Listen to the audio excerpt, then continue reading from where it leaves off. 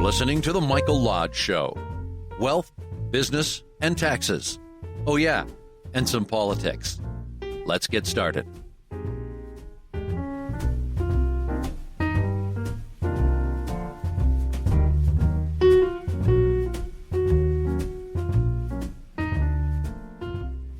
And good morning, this is Mike Lodge. I'm glad you have joined me. I'm always happy when you're here in the morning, because I got somebody to talk to. I tell you, I've got 3 dogs.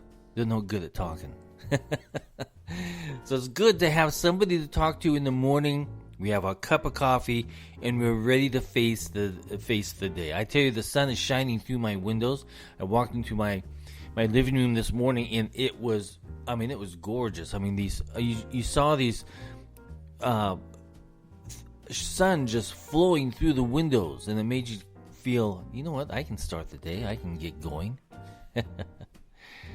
Listen, for the past few months, I have been talking to you about getting your finances in preparation, okay? Getting them ready, building up a cash reserve so that you can live in case something happens. Or the other issue is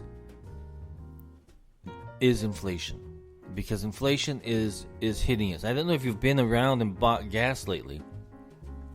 Gas prices have gone up. I mean, it has truly gone up. So I think it's important that we take that into consideration, that 2021 is going to be a year of inflation. Which means that a lot of us have been pent up in our house. We've been under lockdown. And now we need to buy stuff. However, not enough items have been built for us to buy. And prices are going up. Gas prices are going up. Last year, gas prices stayed steady only because you and I were not driving anywhere. We were literally just kind of sat at home and twiddled our thumbs. Well, I didn't twiddle my thumbs, but I was working still. But it's important to note that inflation is beginning to trickle on up. Now, we would kind of hope that there would be a moderate level, but I don't think that's going to happen. I don't believe anything that Wall Street is telling me anymore. And the reason why is that they are so driven by making money that they don't really see what's happening down at our level, what's happening down at our life stream. These guys in the hedge funds and everything, they're making huge amounts of money on a daily basis. And you and I, we're struggling. And we struggle every single day. And some of us are working 2 and 3 jobs. I know, I've talked to you. But we are going to go, and we are going to have an inflationary year, I'm afraid. And that is part of what this life is going to be about. I don't like inflation because that means I'm going to pay more and more every single day on goods and services and food. I've noticed that the price of food here in Florida has gone up. Gas prices have gone up. And we see that every single day it's creeping up just a little bit more every single day. And it's beginning to hit my pocketbook. I know it. If it's hitting my pocketbook, it must be hitting your pocketbook at the moment. So maybe we should talk about what inflation is. Well, inflation is the opposite of deflation, which is a decrease in price levels.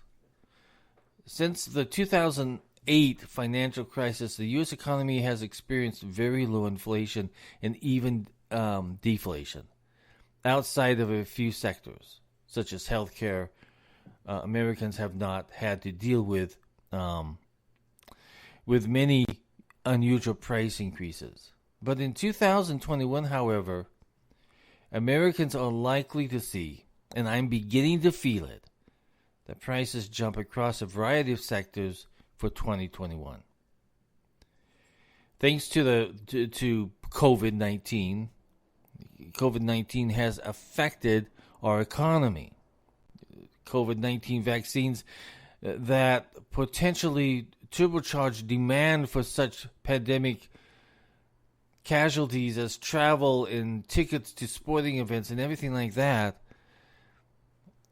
it is going to raise those prices because there's no one doing it in 2020, and now it's coming back to us so that we can do it. So the prices are going to go up. According to Pickett and Gold, one critical ingredient will be missing to sustain higher inflation: a tight labor market. Wages are likely to stay low, which will keep pressure prices too. They're hoping. But I'm telling you, we're seeing prices increasing in wages. People are saving more. This is the highest amount of savings that Americans have done in many, many, many years. The stimulus package that we got last time, you got $600 checks, $1,200 checks. A lot of you put that away into savings, and I give you a gold star for that. You need to begin putting that money away for that rainy day when government reacts again and becomes stupid again. The most impact that we have had in this nation is because of government's overreaction to COVID. Shutting down businesses should never have happened. That created businesses to fail. It created jobs to be lost. Shutting down the nation and putting us in lockdown was the worst thing ever to happen to us. Economically, and also our mental health challenges that we have to deal with now with our children and with older adults. Those individuals who have not been able to mingle with people, interact with people, to go to their counseling and have a solid counseling face-to-face with a psychologist. Those who have drug issues. So we this lockdown has literally destroyed this nation greatly. And if Americans ever allow government to shut us down again, then we are stupid. We are literally stupid. I'm so happy that Texas and some other states have opened up 100%. Allowing businesses to dictate how safe they're going to operate their businesses. Listen, it's up to the business guy. But let the stores open, let the businesses open, let people go back to their jobs, let restaurants begin cooking great food again and employing great people. What government has done is literally set the course for higher prices. The higher cost of our living is due to government actions. Instead of letting individuals make the decision for themselves, they forced businesses and individuals to stay locked down. I mean, look at California. California is a disgusting mess. They literally are. I mean, they are so disgusting that who even wants to go and visit there anymore because they've become such a dirty state. But look at Texas. Texas is surviving. I mean, they are growing by leaps and bounds. If you look at Florida, we're doing great here. So, listen, when government gets into our lives, they create so much financial issues to the American people. And now with the mandates of governments trying to raise the minimum wage and trying to put all of these other red tape regulations in on businesses, it is disgusting. Leave us alone in business. Let us do our thing. Let us create jobs. We know how to build an economy. And we know how to fight inflation. Just get out of our way. So you wonder why so many people are moving from California over to Texas and Florida and places like that, is because there is freedom. There are lower taxes. There are lower costs of living. But when federal government gets involved, it becomes worse and worse and worse.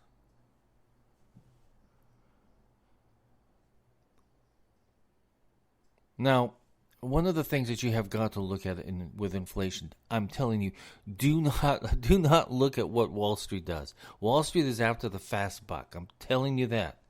Listen, what happens in inflation? Well, in the early parts, the period of inflation, you're going to see corporate profits are going to increase because inventory costs may reflect pre-inflation prices, but wages will not increase right away. Over time, wages and costs will both increase, and depreciation will be based on historic costs that do not reflect actual replacement value. So what we're having is that managers will need to think about cost differently. And some will do better than others.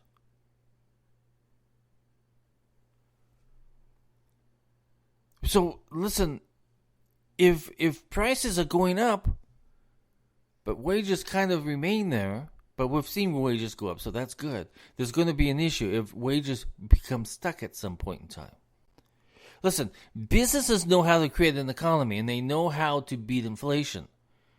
But if government is in the way, that inflation is going to grow. If you look at what the feds are doing, if you look at what Congress is doing with the $1.9 trillion, that $1.9 trillion is going to raise your prices, I guarantee it, across the board. Listen, you think that, let's take a look at gasoline prices. What else does that affect? If gasoline prices are on the rise, which they are, what does that affect? Well, that affects the cost of your food, the delivery of goods. Because when those gasoline prices that create a cost increase in delivery methods of getting that food, that strawberry, from South Carolina down to Florida, that cost of fuel just made that strawberry more expensive to buy. I've seen even here in Florida, the cost of food is going up. I know even myself, I'm looking at, well, where do I shop now? Who has the best value? Even on my car and on my screen in my car, I have a button that I can push that tells me where the lowest gas prices are because I'm looking for lower gas prices. Because gas prices have gone up. Now remember, here in the South, we have been pretty good about our gas prices. They have been fairly low. And so I remember when I was in South Carolina, we were down to $1.90. I mean, $1.90. And now we're up to almost $2.70 or $2 something like that in South Carolina. Same thing here in Florida. We're now up into the high, almost $3. In fact, I've even seen some signs that said $3 on gasoline prices. So we are seeing inflation. We're seeing this item go up. And what happens when the supply goes down, which gasoline supplies are now going down because of what Biden has done in his non-economic plan? So prices go up. When you have less of something, prices go up. So a lot of you, I'm hoping that you're going to move to what I love to call super savers. I'm hoping that you become a super saver instead of a borrower. In other words, forget about the credit cards. Put the credit cards away. Lock them up someplace. If you can't afford it cash-wise, don't buy it at all. Don't buy things on credit. Buy your cars on cash. Save up for it. Put your money in the bank and start saving. Because inflation is going to go up and we are going to be affected. I don't care what Fox Business is saying. I don't care about Wall Street because I tell you, I do not believe in Wall Street because they do not drive the gasoline prices that I'm paying right now. Because they are so focused on making a buck very quickly in Wall Street that they don't look at the overall economy and how it affects you and me. They don't. But they have all these numbers and they go up and down and they change every single day. And feelings change and this. Wall Street of ours is a crazy place. Because what has happened is that Wall Street is now tied to government. Wall Street feels as though they need to control government, so a lot of their money goes into paying senators and congressmen to help them out. Us, we pay taxes and we get absolutely nothing. Corporate America have good tax loopholes, which I have no problem with, that reduces their tax liability, and we Americans, we're there. We're paying the taxes. We're supporting this government. So we have got to be different types of Americans. I'm very happy that Americans are now putting money in the bank. I'm so happy that you're the biggest savers right now. Keep doing it. Keep putting that money away. If the government is stupid enough to throw money out, put it in your bank. Put it in your bank account. When you're getting your refunds this year, put it into your bank account and keep it there. Pay off your debt. Pay down your debt. Make sure that all of your debt is paid down. But save.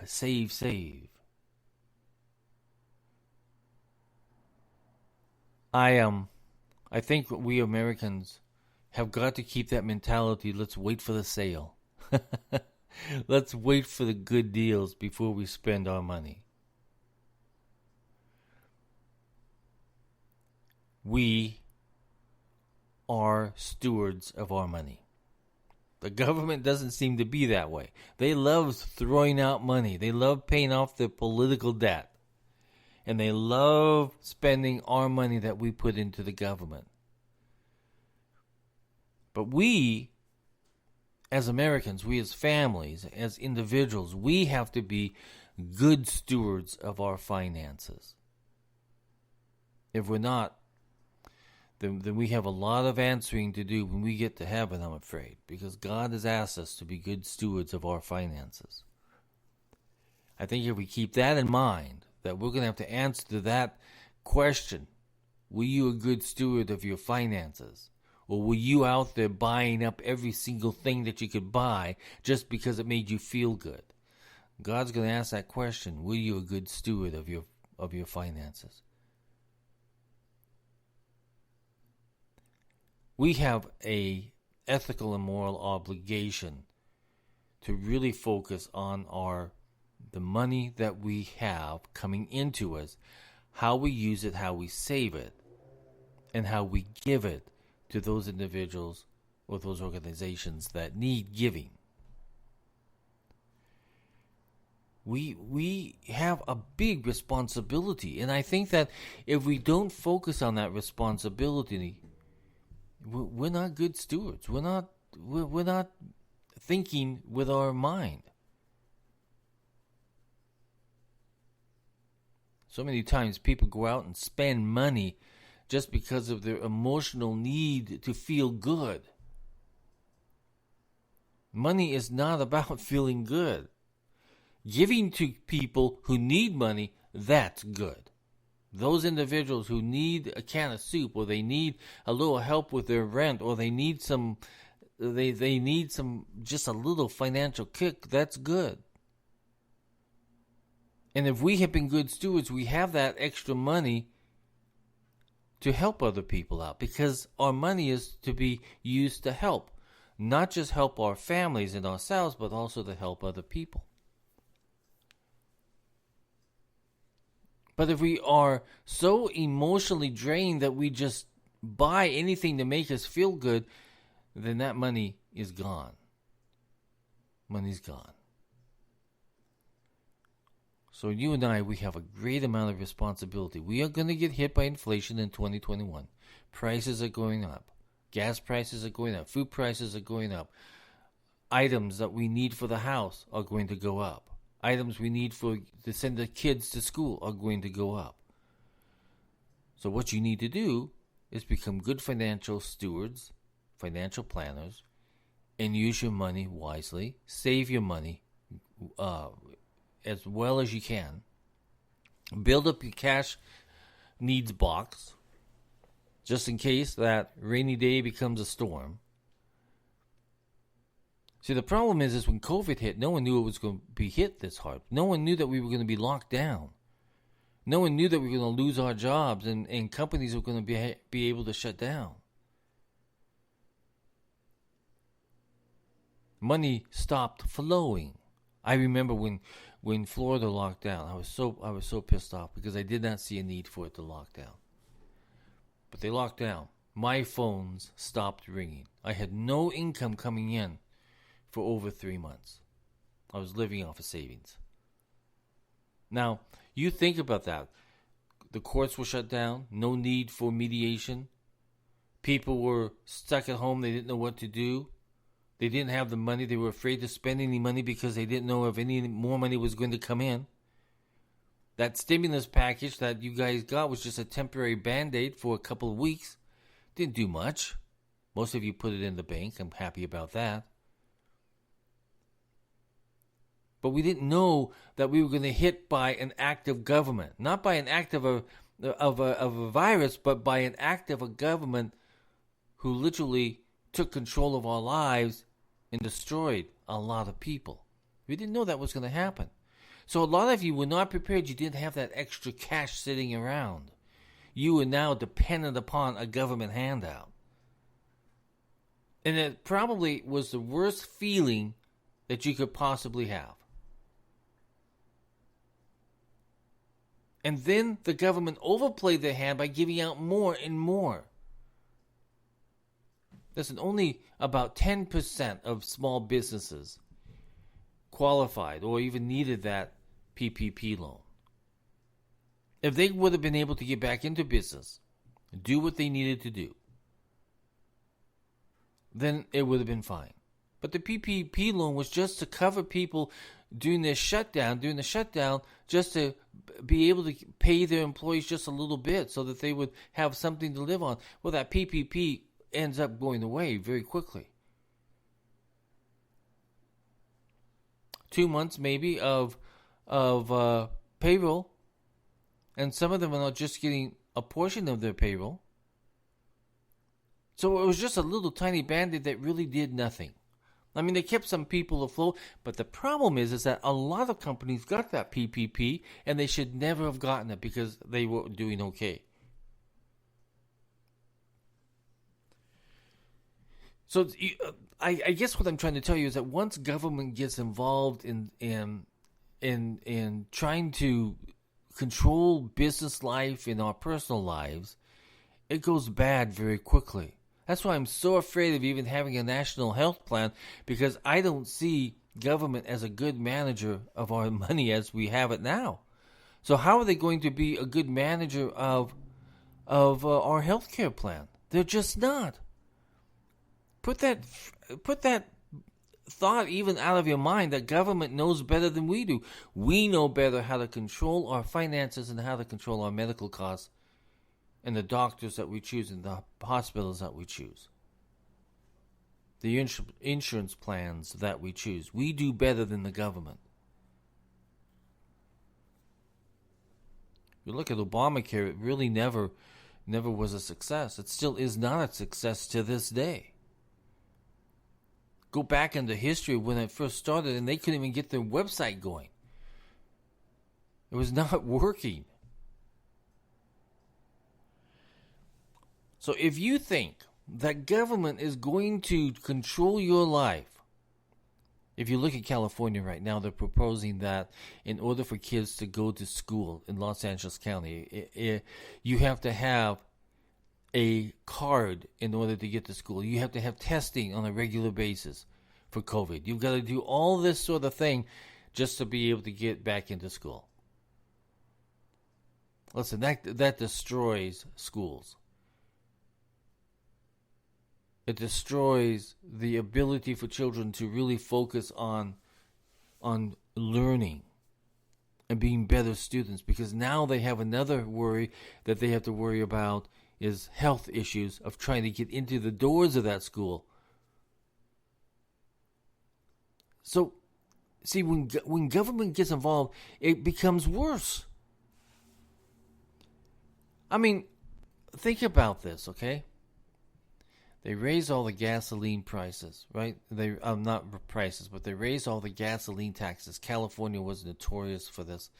In the last 2 years, they raised their gasoline taxation on Californians. And yet nothing's been done about their roads. It still sits there, still crumbling. Bridges are still faulty. But where are they spending the money? Well, they took that money and they put it towards illegal aliens to pay for their health care. For a bridge, not a bridge, but a train to nowhere that is costing billions and billions of taxpayer dollars. They have all of these other things that on the very first day after that passed, that tax increase passed, the State Assembly and the Senate of California were already spending that money in other places besides roads and infrastructure. They do it every single time that they raise gasoline taxes in California. They mismanage the funds. If you look at California and New York, they have a surplus of cash at the moment. Even with the COVID virus, they have a surplus of cash, but yet Congress, in that $1.9 trillion nonsense bill, is bailing out California and New York, even though they have a cash surplus.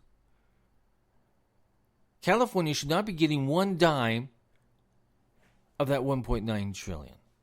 New York should not be getting one penny, centavo. They have a cash surplus. They are flush.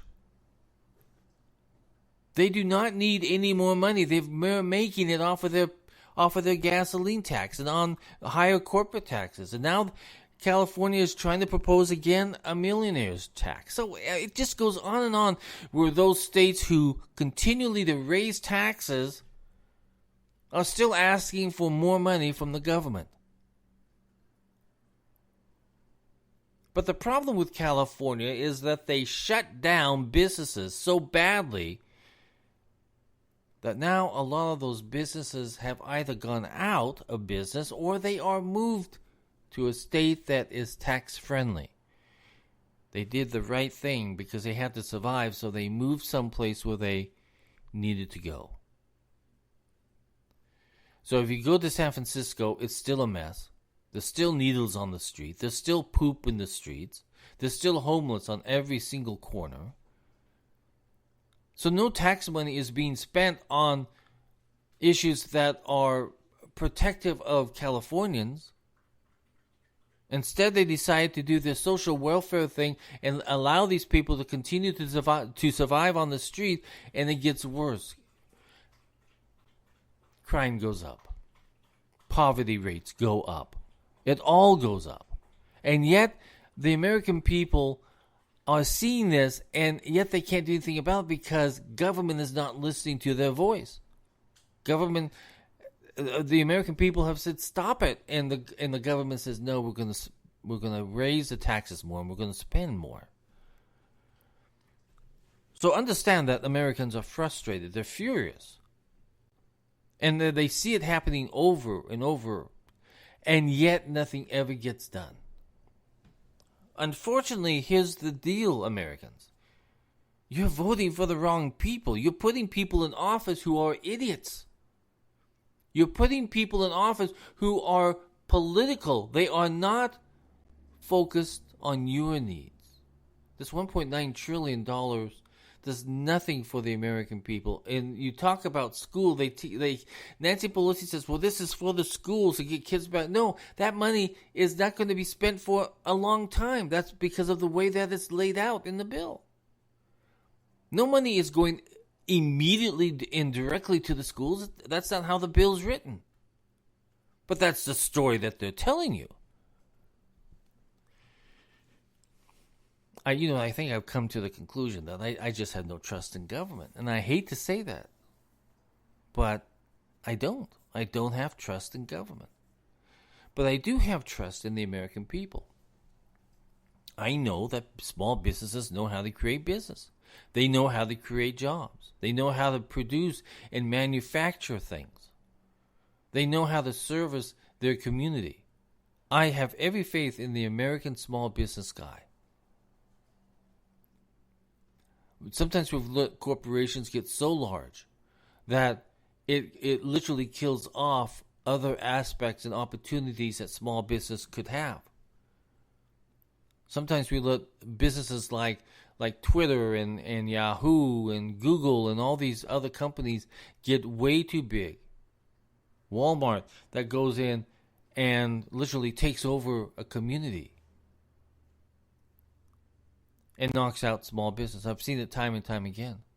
Now, I like big business too, but they have got to be more ethical. Not ethical. So inflation has started. It's going to grow even more throughout 2021. So our prices that we're spending, that we have to spend at the store for groceries and gasoline and supplies and everything else that we need to live off of, are going to go up. So right now, if you have a solid cash flow, take a percentage of that and put it away, because you're going to need it for 2021. I know it looks like the economy is strong, and I'm hoping that it will remain that way. But when government talks about the economy, they do not look at the economy how you and I have to look at it to survive. The government doesn't have to survive. Because they've got a cash flow that is billions and trillions of dollars that comes into their bank account. We have a small amount, and sometimes that bank account doesn't get filled up because things happen that government causes, that government creates. But I'm very positive. I'm positive because I know that once, like in Texas and other states who have opened up 100%, you will begin to see that small business is once again mighty, and that they are beginning to survive and beginning to contribute back into their communities with jobs and other issues, other things. But those states who remain to be locked down, and by the way, Governor Gavin Newsom, just shut up, okay? What happens in Texas and other states, it's none of your business. You have literally destroyed your state. So you shut up about what Texas is doing and what other states are doing, what Florida is doing. Just shut up, because you have no idea what you're doing. You have created so much devastation to your state that you should not even be in that office. And that's why I support recalling Governor Newsom, because he's worthless. He started and he destroyed the city of San Francisco as mayor, and then he became governor, lieutenant governor, and then governor, and he has destroyed the state of California with the overreach of government. Disgusting. Absolutely disgusting. So that is my lecture for today. Was it a lecture or a rant? Probably a rant. Yeah, I think it was a rant.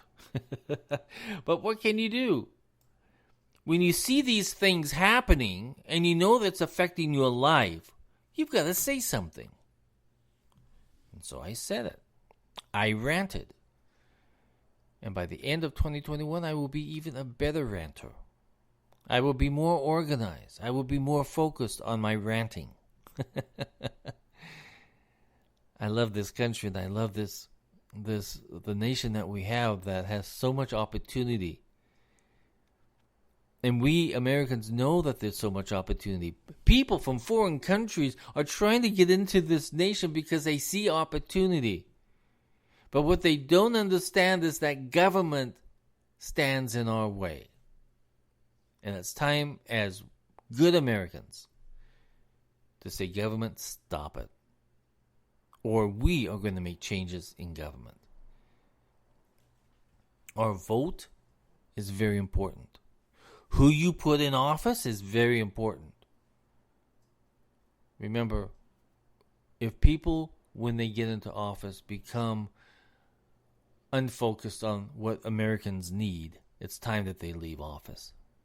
When it becomes about power and about money, then it's time for them to leave office. Because they're no longer listening to you, their constituent. They're listening to their party. They're listening to their own ego for more power.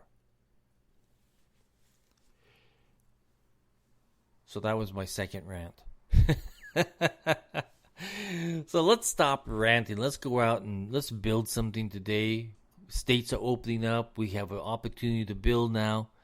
Listen, with every single issue, with every single crisis, there is opportunity. And I'm sure that a lot of your eyes have been opened to what you could do to make a business.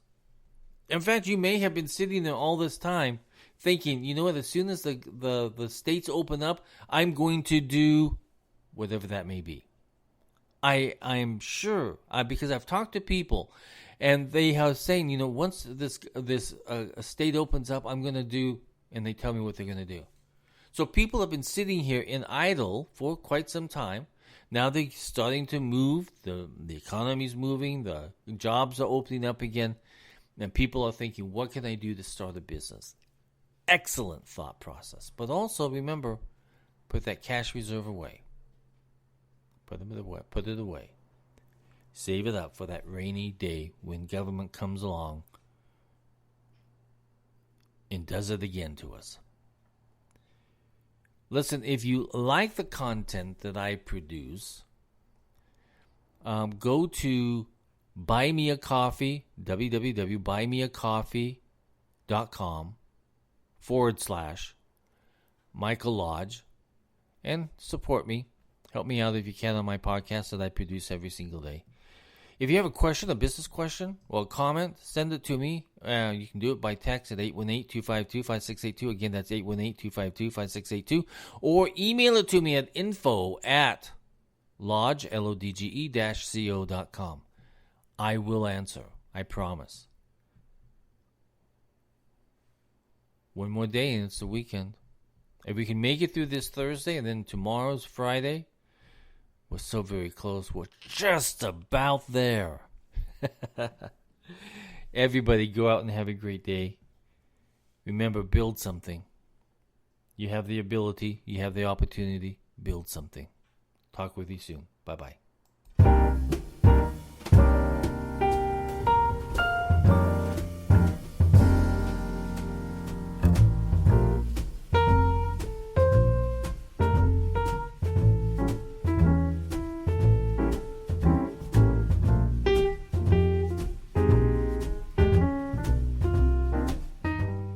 This podcast has been produced by Michael Lodge, fully focused on content.